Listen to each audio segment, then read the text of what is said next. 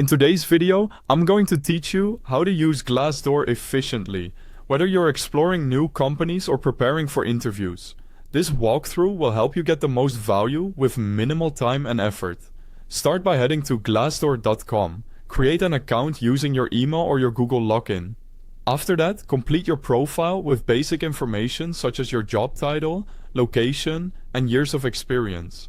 Filling this in unlocks fuller access to reviews and salary data, and it tailors what you see to your interests. Keep your details accurate but avoid sharing sensitive personal information. Next, use the search bar to find companies by name or by industry. If you're exploring broadly, typing in an industry like software or healthcare is a great start. Then narrow your results with filters like location, company size, and overall rating. This helps you zero in on workplaces that match your preferences. Whether you want a fast-growing startup or a more established organization. Once you've found a few companies, dive into the reviews. Read what employees say about culture, leadership, workload, and benefits.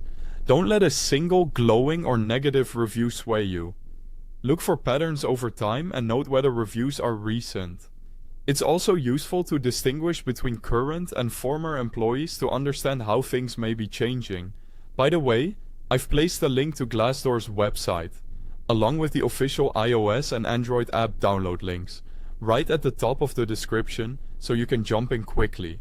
Now explore salary data. Search for a job title, like project manager or data analyst, and check averages at specific companies and in your target locations. Pay attention to the range, not just the median, and consider how factors like experience, certifications, and city cost of living may affect offers. Use these insights to compare opportunities and to negotiate confidently. Before interviewing, review the interview experiences section. You'll see commonly asked questions and the types of interviews to expect, such as phone screens, technical assessments, or behavioral rounds. Note the sequence and timeline so you can prepare the right examples and practice effectively. If you're actively job hunting, save your favorite searches and turn on email alerts.